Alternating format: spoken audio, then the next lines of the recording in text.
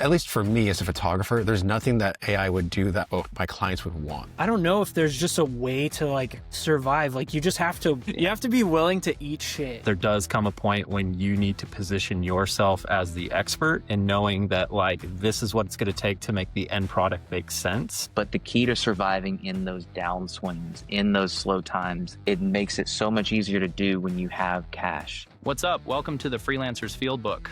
How to survive as a creative in 2026. I wanted to hop right in. I'll kick off. So my name's Cam. I own Brave Media, production company here in Fort Worth, Texas. And I've been in the video photo space for 6, almost 7 years now. Full time, coming up on my 4th year. Grown every year. I was in the finance industry right up until 2022. And so from 2019 to 2022, I was working full time and moonlighting the business. Started with wedding films and then slowly moved more into marketplace, into commercial work. And then in 21, I made just as much in the side hustle as I did as my salary where I was working. That was kind of a big key to me going into 22 to make that jump and step out of the business. So as far as the key to survival, well, I'm sure we'll get more into it. I want to have a smart comment or something funny to say, but I'll just say you just hold on for dear life. You hodl, make it happen. I'll let someone else go though. Yeah, I am Jesse O'Reilly. I own Messenger Media based out of Fort Worth, Texas. I'm technically a second generation video production owner. Started the business with my dad back in 2012. So been in the game for a long time. Done everything from wedding videos to corporate videos. These days, my business does a lot of nonprofit work, corporate work, and social media work for like service-based businesses. And yeah. What was the question? How to survive like in the next coming year as like a creative. Stay creative. Don't fall into too many AI traps would be my advice. I think it's an easy out to see like ads for services that are like, AI can create video and edit it for you and do all this kind of stuff. And while I think there's a lot of people that can utilize that, I think the one thing that will continue to separate yourself from competition and get you more work is to continue to be as human as possible. So with the rise of AI, in my opinion, there'll be just as much of a rise for non-AI content. So I don't really see a future where our jobs are going away. I just feel like us as creatives in this industry are going to get much more efficient. I would only be scared if I was a big agency, honestly. I think the move is to stay small. What we're able to get done between a crew of 4 to 5 people is going to be on par with what 50-person agencies can do. And so I think if you do, like Cam say, just kind of hold on for dear life in a sense and kind of cut through some of the bullcrap that's out there, you'll still be successful. Still not saying it's easy. It's still a grind, just like anything else. From my perspective, I just like finished out my 2nd year as a freelance creative, and I've been fortunate enough to find you two as far as like production company or like the people that are maybe 6 months in, a year in. What do y'all look for when you're looking for freelancers to maybe bring on into your production company? I mean, obviously I'm going to look at portfolio first and foremost. Just want to kind of see what kind of chops the person has. There's so many different types of roles that can be utilized. So I think most of all, it's just kind of the willingness for someone to be like, I don't know, as involved as they can be on set. Since we are a smaller production company, we don't really have that many shoots that are over 3-4 people. So a lot of people are doing different stuff. And so just people that are making the set an enjoyable place to be on, just people that are looking to fill gaps on set to grab something when need be or thinking ahead or anything like that. That's just the kind of stuff that I tend to look for. But I mean, a lot of times it just comes down to the person's personality. They're fun to work with and willing to learn. I think that's just the biggest part for me. Okay, what about you? For me, at least, is remaining human. I think that comes with a lot of things that like I look for. Yeah, is the quality of work there? That's one thing. And like as a kind of more of production company, like I still operate in a freelance way, or I have the option to, but I also, as projects get bigger, which has been the case for me in the last few years. Projects get bigger, and I'm currently in a season now where I'm having to contract guys because I've got too many projects happening at the same time and just too much workload where I have to get to that point. And so what I'm looking for is the quality of work. Even if the quality of work isn't there, it's that can-do attitude, where it's like, we're going to get it done. And Thomas, I don't know you, I haven't worked with you, but I know like first impressions, like with Ian, Logan, just those first conversations when it comes to like talking about a project with you guys. I love that you don't silo yourself off into, I only do this, or like, don't ask me to do that because I'm going to have a bad attitude about it. It's, hey, we need this. Can you go do this? Or, hey, I need somebody on board for this. And you're like, dude, yeah, let's get it done. Having that attitude and that like the spirit behind it and the commitment to do what you say you're going to do. I think all of that is kind of where, as a freelancer, I think that's what kind of locks in your success when you're working for, say a production company, or you're working for your client, is being a real human, being personable, being enjoyable to work with, making it seem fun and easy to work with because of that attitude that you carry. Because if every time that somebody comes and asks you to do something, or something switches from the original plan and you act like it's a big deal and it's difficult and no one gets anything right, that puts people off. We're constant. Like if you're a freelancer, another synonym for that is problem solver. That's all we do is solve problems. Yeah, we're in the creative space and we can plan all day long. But that's something that's come up recently on shoots, I think, Ian, with you and I, is that like we talked about that on our full day shoot, where it was just like, it's nothing but problem solving. And lo and behold, as soon as we talk about that, somebody comes up, it's like, hey, can we do this instead? I'm like, well, we didn't plan for that, but yeah, we'll make it work. Like we'll get it done. And so it's making difficult things seem and feel easy. I'd rather be on the other end of that issue than on the end where it's like, that's not even a thing because I don't even have to work. I think that's what I look for, is ultimately is like, what's the vibe that you're bringing? Is it yeah, dude, like, let's get after it. We'll get it done. I may be gripping this over here, but if you need me to run and grab audio real quick, like Logan has done recently for me, I love that. Like that, I'm like, this is a guy that I can work with, because like, we're not worried about titles. We're worried about doing quality work together and working well together. That's what I really value. Thomas, are you threatened by AI in the upcoming year, or do you just not see it as a threat? And I'll quickly introduce myself. So my name is Thomas Bocage. I'm the owner of Thomas Bocage Photography, specializing in multi-day wedding events. I also have the privilege to work with Jesse often during his production shoots. Over the past few years, I've had the privilege to work with him, and obviously Logan, Ian, hopefully in the future Cam. But to answer your question. Cool. And then also, how long have you been in the multi-day wedding? So I've been in the wedding industry for about 7-8 years, but I've been doing it full time since 2021. Things have changed rapidly. There's within the wedding industry, because I would say most people that do production in general start in weddings because it's just a great way to get experience, and also just live production as well. Things are constantly changing, and you just have to be ready to move on the fly. But I think to answer your question, because this is a industry that is a live production, I don't necessarily see AI becoming like threatening to it, because there's nothing that, at least for me as a photographer, there's nothing that AI would do that my clients would want. The only thing that I would say it would threaten, or also potentially make things easier, is just like mock-ups. I'm seeing a lot of mock-ups for like planners to use using AI to pitch to their clients, and they might not have the capability of doing it through softwares that they have, but through AI, they're doing it. But there's a lot of pushback even in that regard, because this is like, at least the wedding industry is such like a human based industry as most commercial work is. I think maybe when you get to like fashion and things like that, it can become easy for people to just use mock-ups of, a model and a piece of clothing and just use that as, marketing material. But in the wedding industry, it is very much like personable. We want images of the clients we work with, and that's what they want too. So thankfully, I don't see, an issue being threatened by AI anytime soon. If we do become threatened by AI, that would be, I think, a larger issue with just humanity as a whole. Your industry might be the safest. Potentially, for sure. Anything in live production, I think, is going to be relatively safe from that in particular. And Logan, for you too, I had like a specific question.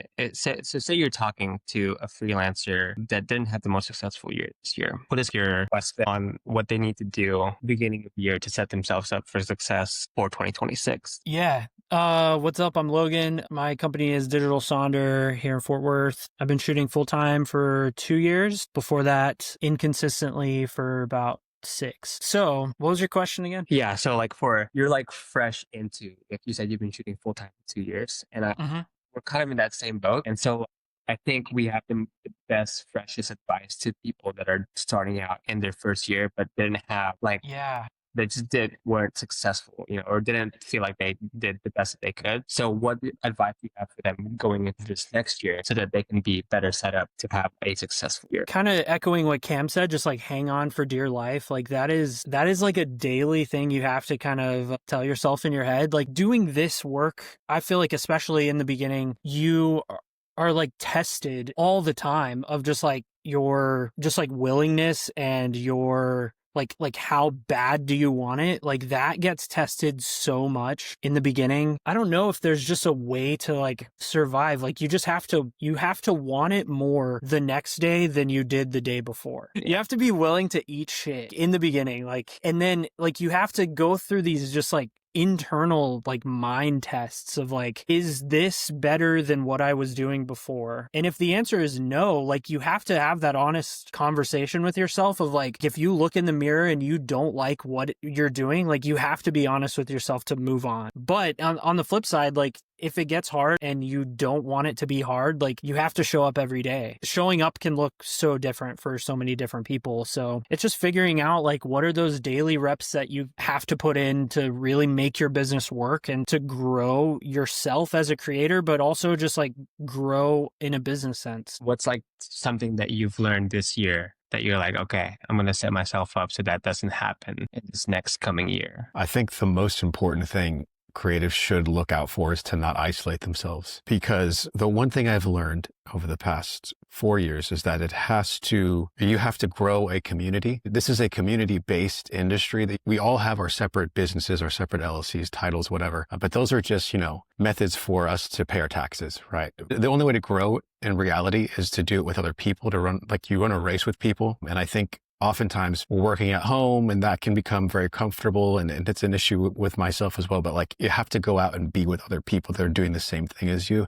You have to surround yourself with people that are like-minded, have similar goals, because you will see changes in your business when you are around those people. And those people are your friends as well. So it's like pressing into that and really getting to know other people, putting yourself out there as well. Whatever industry you're in, if it's in the creative industry, you have to know people. And that's, I think, going to push you very far so long as you're consistent with it and you're just a kind person. Like you got to be a person other people want to be around. That'll push you far enough, I think, outside of talent and the amount of reps you take. That's so solid. Yeah, I agree with that 100%. And I'd add a little bit to it. Like in my world of production, I think being a nice person and being like easy to work with is huge. And I think the next little step that coincides with that is also knowing like when to speak up too. So you can be out working with a client, things can kind of be going crazy and you're just saying yes to like everything they're requesting you to do. But there does come a point when you need to position yourself as the expert and knowing that like, this is what it's going to take to make the end product make sense. Because they could have, 20 things they want you to film, but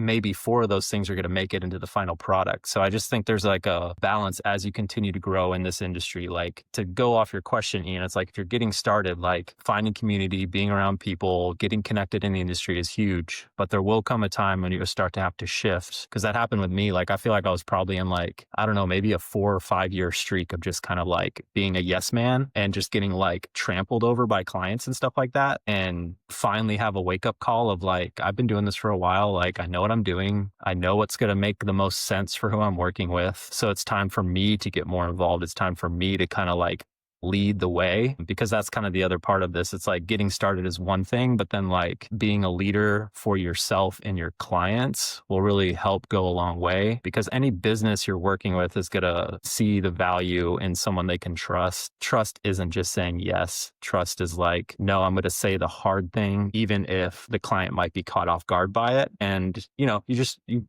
have to be tactful about it. And there'll be times you'll say stuff that you wish you could take back, but it's just a learning experience. Like don't get bent out of shape over it, like just learn from it. And so that's kind of what I would like piggyback off of what Thomas was mentioning. Call me by name next time, Jesse. Goodness, I'm a yes man. I'm currently in that right now.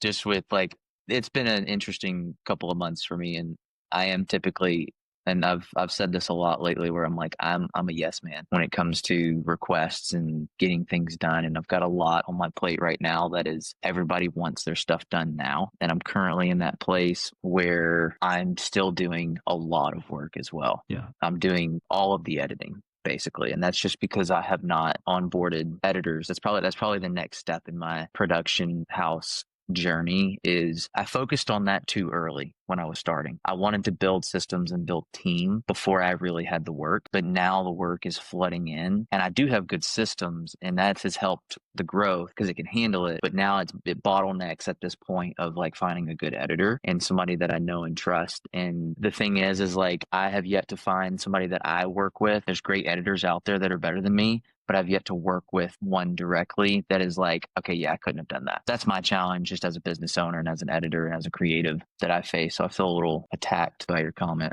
Not really, in a good way, because that's good, because, and that you're absolutely right in that sense of like, there is a balance. I would argue that early on in your career, especially as a freelancer, you do want to be that. I would rather lean in the yes man early on, at least. Something that I always would talk about, or I would see on social from like other creatives or other people who are talking about being successful in the industry, is to find your niche or niche, whatever, however you say. We can have a whole podcast on how to pronounce that word, I think, but find your niche. And I hated that. I never liked that ever, because I'm human. I like golf. I like fitness. I like sports. I like construction. Like I love to be on construction jobs. And so like, I didn't love the idea of boxing myself into one thing. Yeah, you can productize that and get a good system there and be really good, and that works for some.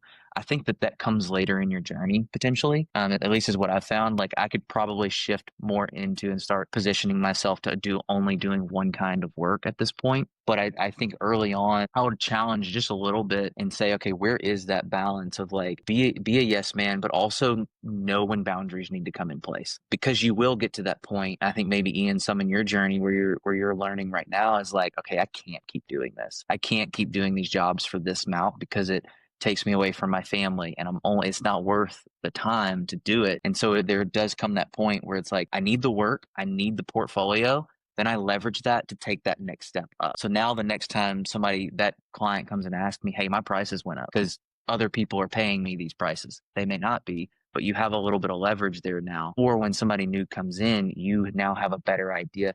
You just got to get the reps in. The more reps you get in, the more you'll realize the quality and the value of your work is slowly going up. And that was always my thing, is every project I did, I was always trying to learn one thing new or something to up that video from the last project. I think definitely there is, because it does get to that point where you start getting asked or you start getting taken advantage of, and they're expecting a same day edit for a 3-hour event same night. And it's just like, no, you're not, unless you're paying me like thousands and thousands of dollars and we talked about this and I'm prepared to do this.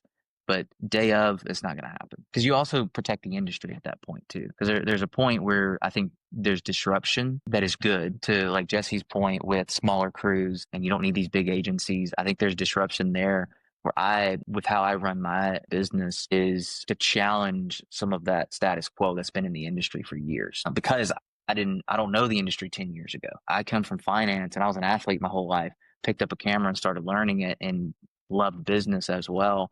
And so there's a lot of stuff where I'm like, you know what? No, I'll dump this card real quick, pull it into DaVinci and show the client what we just shot and edit a little bit and show them kind of how I did that with our shoot a couple weeks ago. I mean, exported it and he sent it back to corporate for everybody to look at. And like, I feel like that's a good example of something where like I will do that for that customer service, for that relationship. And that is that like extra that builds relationship with clients, and they're going to want to work with me in the future. And it didn't take that much. I wasn't caught up in the, hey, yeah, no, that's a boundary that we don't cross. Now, if that starts to happen and every scene that we shot is like, hey, can we get this one too? Can we get this one too? And then I'm like, okay, hang on, we'll get all this. Let's figure something else out, because this isn't going to work. It's just going to slow us down. You're so wise. Yeah. Thank you. It's all this gray. I know, man. New dad. You got that new dad wisdom. It was already there for my wife. Just kidding. I love my wife dearly. You think she'll watch this? Yeah, she will. Okay. She knows. I joke around. I joke with her. No, for real though, real talk. My girls they mean everything to me. So I'd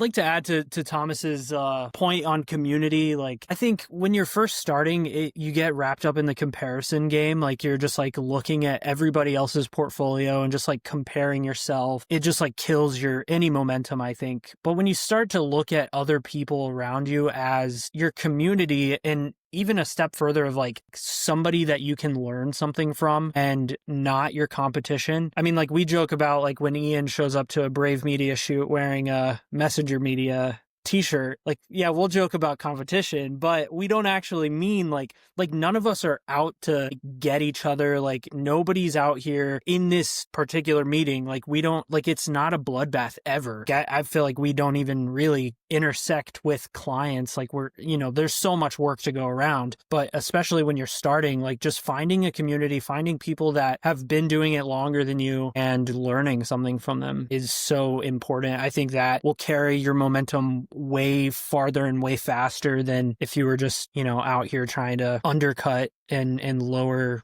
the value of everybody's work. Yeah, Jesse, I got on to Ian yesterday and told him to quit wearing Messenger Media shirts to my shoots. I'm kidding, but for real, I'm taking that as a note that I got to get some Brave Media gear. Next time you bring them on a shoot, just like bold letters on the pre-production doc, like all black, unbranded. Yeah. That's what I told him yesterday. I said, he walked up, I said, hey Ian, I guess I'm gonna have to get some Brave Media shirts, so you quit wearing my competition shirts to my shoots. But to that note, I'll add there's kind of two lines that my wife is probably tired of hearing me say when I'm on calls, but it's relationship over transaction and collaboration over competition. Those have kind of been two things when it comes to working with clients and then working with others in the industry, is valuing relationship over transaction. That's been one of the key things that's gotten me to where I am now. And then collaboration over competition. There's plenty of work. Fort Worth is oversaturated with film companies and production companies. We're all making a living doing what we're doing. And I just think that there's like, one can put 1,000 to flight, two can put 10,000 to flight. How much better work can we do when we collab? We work more when we work together, if that makes sense. So those have kind of been the two things that I've always fallen back on. And I'll speak like a little bit to someone who's new to the game. Like if they're just getting started, like there will come a point where you're going to have a portfolio, you're going to be doing good work, and you're going to start losing out on jobs, and you're going to be like, kind of like Logan was saying, you're to have imposter syndrome set in. And I think the thing to remind yourself, if you're just starting out, like, yeah, becoming a creative, a skilled camera person, a great editor is one thing. The other thing to start from the beginning, and I'm speaking from experience, is get better systems in place so your clients feel taken care of from start to finish. Because if you're like me when I started, you talk to a client, you ask them what their budget is, or they give you a number, you go out and shoot because you need the work, and you deliver it and everybody's happy, all that kind of stuff. But then other clients you start talking to that may have bigger budgets or be a bigger business, their level of expectation for you as a business owner will start to change, and they'll want to know what is involved. If you're going from charging someone a few $100 to a few $1,000s, there should be a lot more value in there, a lot more. That's the one piece of advice I would give to people that are just starting out. Don't forget about the boring stuff, the admin stuff. Create a Google Doc that's your like onboarding sheet and start there, just so you can get all the information you need, so your clients will see that you're a super organized person, and they will, again, like I said in my last comment, like they'll just trust you more. Like they'll know you can handle it. Yeah, that's solid. Do all that while you're, and going back on what Cam was saying on like finding your niche. I think there's like, dude, I'm so glad that I did niche down way too early. Like who would have thought that shooting a commercial for a cybersecurity firm would be more fun than like a football game, like little things like that. But also like, there's no other way to find out what you will like and won't like until you've shot in that industry for 3 or 4 times. Like, I don't think I'll ever do another barber influencer video. It's been fun just being in all these different worlds. Like duck hunting is pretty fun. I would do that again. Been thankful to be around sports enough. And like, by the way, thank you to the sponsor of this podcast, Texas Football Life. If you don't know, football, high school football in Texas is its own religion. And Texas Football Life is a group of videographers, analysts who cover games all across the Metroplex, and they upload it YouTube and Instagram. So check it out, Texas Football Life. But yeah, there's no other way to like really figure out what you won't like until you get into those different worlds. So like in like the weight scale, like there's like build the systems, but also like get into as many different like industries as you can and shoot as many of those as you can. And so only way for you to find out what you'll enjoy doing. And that's an important part of like, you'll gravitate towards the edits that you want to make, like those, you'll turn those in faster because you're enjoying what you're doing. And I don't know, there's like something to be said about doing work that you dread. I would rather do work for a little bit less. I'm enjoying it than like take on super high project that I just don't want to be a part of. I'm probably going to be I'm always going to come from a different angle, I think, on these talks. Because there's like, that makes sense, right? To love what you do, you'll do more quality work. However, oftentimes the boring stuff pays way more. So you have to decide as a creative, I think, in that, and this is where we get into the world, and this is probably a future podcast of creative or business owner. And I think as a freelancer, you have to decide what you're going to be. Like, are you freelancing to get to that point of business owner? Because that's where systems really, really come into play. You still need systems as a freelancer because you need to be professional. You need to provide a good product. And when clients do come to you, you need to have that sales process, all those touch points. I would recommend list out all your touch points of, email comes in or DM comes in, discovery call, follow up. And what do all those touch points look like? I kind of lost my train of thought there because I'm picturing my own like deal that I have written up. But I think you have to decide, okay, and typically when you're freelancing and you're starting, you don't know. Not until you get probably a couple years in are you faced probably with where like Ian, Logan, where you guys are at now, a couple years in, and you starting to think, okay, do I niche down and just freelance in a certain industry, or do I stay freelance and not deal with all of this and just make great relationships, or do I further go down this trail of systems and processes because I want to not niche down into anything specific? That's where I think you get more into land of production company and you become more than just creative at that point. And I've always said, like, my goal is to be 1 foot creative, 1 foot business person, business minded. Because a lot of business people will say, well, I'm not creative, so that's why I do this. And a lot of creative people say, well, I'm not good at business because I'm creative. Well, I think they're one and the same. It's just a matter of how you want to see it and the limits that you put on yourself. So if you are, that freelancer who's starting or going into 2026 and you're in one of those camps, you're probably going to be more in the creative and you're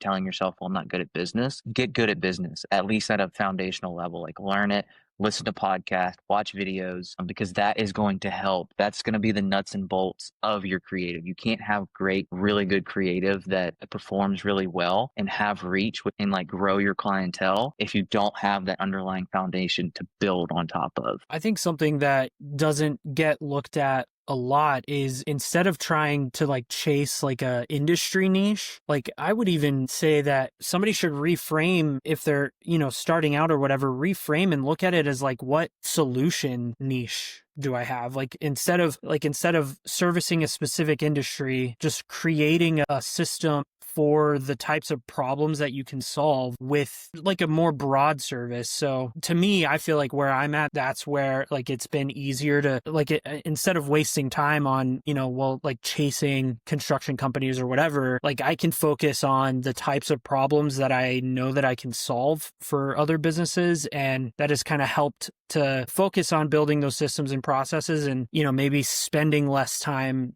just dreading like, oh, I have to commit my life to this other thing, when really like I don't think that's anybody's reality. I think the niche conversation gets really blown out of proportion and it's never the same for anyone. The bigger problem you solve, the more money you can charge for solving it. That's really good, Logan. I agree with that. Like, I feel like I want to fight people when they tell you to like niche into one industry. I'm more like on my like sales calls, if people are asking me like, are there only certain types of industries you work in? I usually just tell like, I don't niche to a particular type of company or service. I just niche to the product that we provide, and from there I can give them, we do social media content, we do brand stories, we do case studies, and that kind of encapsulates what we do. The industry doesn't matter to me. I'll go out and film on a construction site. I'll go out and film, for a small business. Like, it doesn't matter. Like Logan was saying, it's like ultimately focusing on solving a problem and just being essentially like, to simplify it, it's like, I just want to be in the customer service industry still. I'm doing video work, but at the end of the day, I just want to do what I say I'm going to do. Have a shoot, plan it out, have a deadline, deliver on those deadlines. Delivering on deadlines is one thing that will separate you if you're new to the industry. Just delivering when you said you would.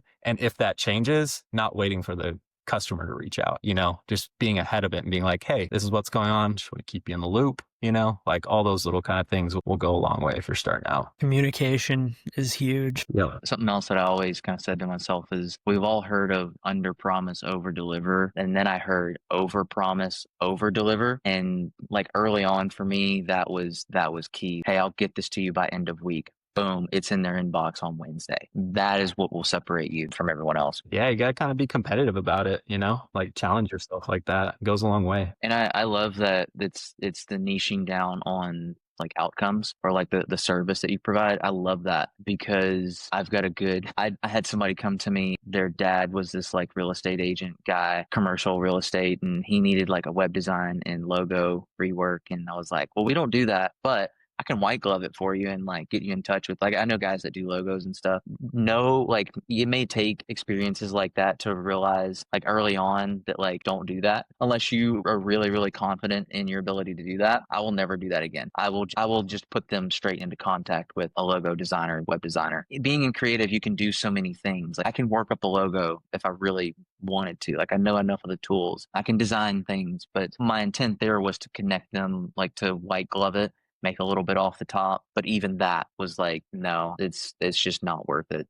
I'm not the agency that they were expecting me to be. Don't do what I did. I see what you guys are saying. So it's almost a disservice. I'm doing myself a disservice by saying I probably won't ever do a barber influencer video again. But maybe it just was the relationship I had with that person. If someone did come up to me and it was like conversations were started off correctly and like we went through the proper processes, maybe it will be a better experience. Maybe just saying no to that upfront is not a good piece of advice to give to someone who's starting out. The question, I guess, is like, if you've had a bad experience with a certain industry, maybe like look internally and like see what you did also that may have caused that project to go bitter. And then, don't just write it off. It was your fault. To go back to the systems, like what I mentioned earlier, kind of like, I think as long as you're building your creative portfolio, but you're also making sure you're setting up a good process, like ideally as time goes on, that should raise red flags if you're in new communication with the client. If they're not wanting to follow your system and they totally should be, there's no reason for them not to be, then that's probably, regardless of the industry, whether it's a barbershop or a corporate client, that should stick out in your mind to be like, okay, well, let me pause on this and maybe get some more clarifying questions, because that client could just be a jerk trying to take advantage of you, trying to rush into things just to secure a good price and not tell you all the details and all this kind of stuff. So if you're telling people to slow down because there's more steps in your process and they don't want to, then like fucking run for the hills, dude. Like get out of there. You don't want those clients anyways.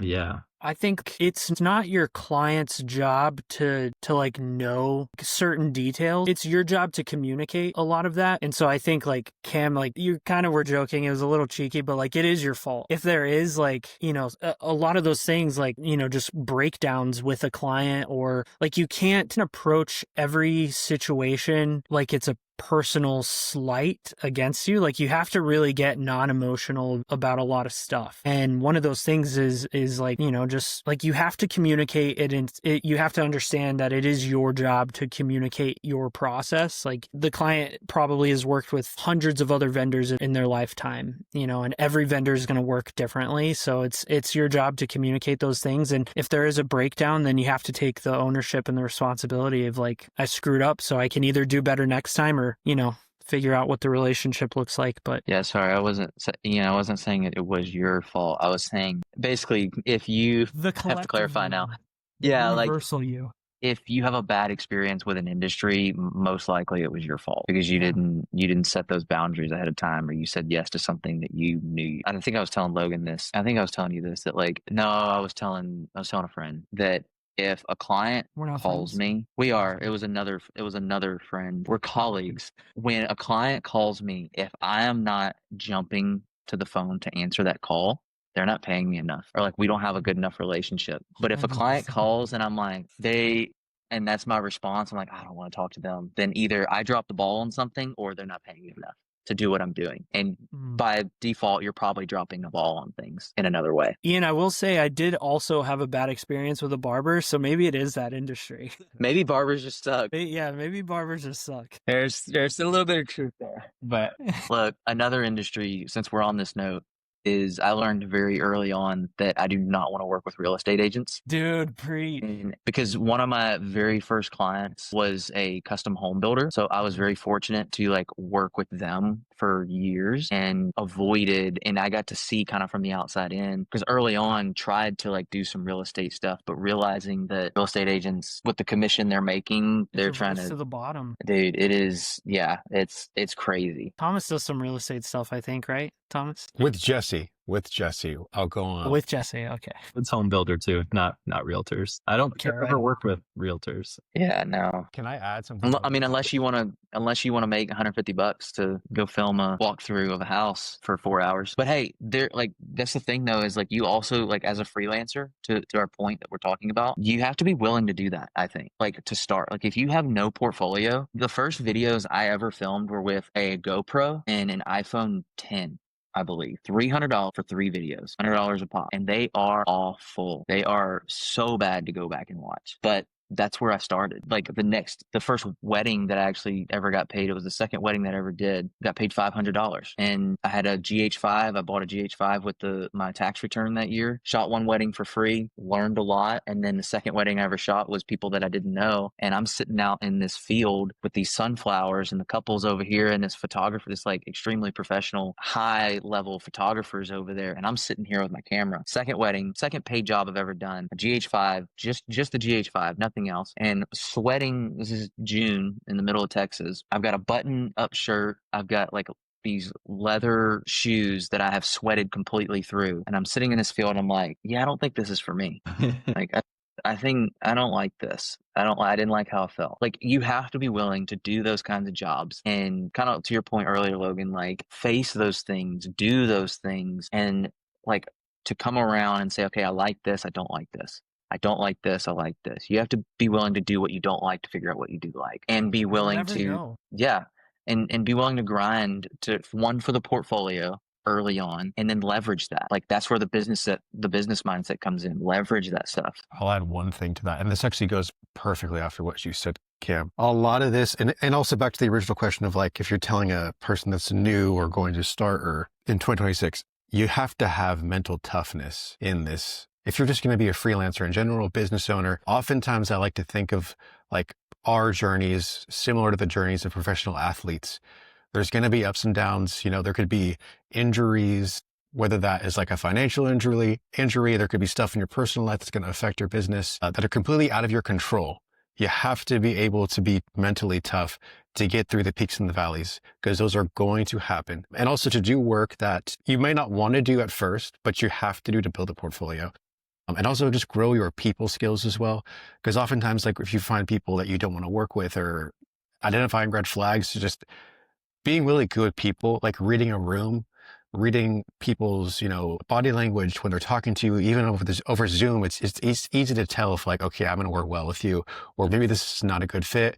I could pass this off to somebody else that I know might work better for you. Those things, the intangibles of just like being personable, I feel like are so underrated, but will take you far when you develop them well as a business owner. And you kind of need them to go far, I think. That is perfect. That's a good end to this podcast. I do want to just go through and kind of give the audience something practical to take away. And it is the question of 2026, based on all of our experiences. Let's just go around and give kind of a year overview. From January through December, you should expect to be busy here, not busy here. And Jesse, let's start with you. I guess by experience, January, February, and March, I would say are like anywhere from average to below average for revenue. We do a lot of corporate work, so that just kind of coincides with like people coming off of holiday schedules and getting back into the swing of things. And then that early spring to summer is usually hold on for dear life, because trying to figure out how to get everything done. And then that's kind of just the arc. It's always a slow rise through the middle of the year, and then end of the year, honestly, is up in the air. I've had years where we've stayed just as busy. I've had years where I've had hardly anything. So yeah, that would be the trajectory I would say to expect, but it's all going to be dependent on the industry you're in and where you're at. So, but one thing that's 100% certain is there will be ups and downs. All right, Thomas. Well, like Jesse said, it's super dependent upon industry. Mine in particular, one that I primarily operate in is like spring is typically the most busy that you're going to get here in Texas for weddings. And that could be dependent upon the market. Obviously here in Texas, people do get married in the summer, and I don't understand why, because it's just so hot. From the guest experience, I don't get it. I guess it might be it's cheaper for the venues, but so typically between like March to May is very busy. Then it kind of slows down and picks right back up September all the way through November. That's about what I would expect. And like I said, it could be dependent upon, sometimes people in California, for example, it's flipped. It might be more busy in the summertime than it is in in the early spring months, but that's about what I would expect. Logan? Yeah, I mean, I'm going to just repeat what these guys are saying. It really depends. I mean, like I went into this year and last year fully expecting to just be like completely dried up in November, December. But like last year, I booked a job that was like a 3-week travel job that ended up being a 5-figure project, and it carried me through the end of the year. And so like that was something that was not on my radar in the beginning of the year. I think I would say maybe err on the side of caution and expect just like the holiday season to be a time of rest and a time to spend time with people that you enjoy being around, and maybe don't focus on work so hard, and if the work comes, take it if you can. And Cam?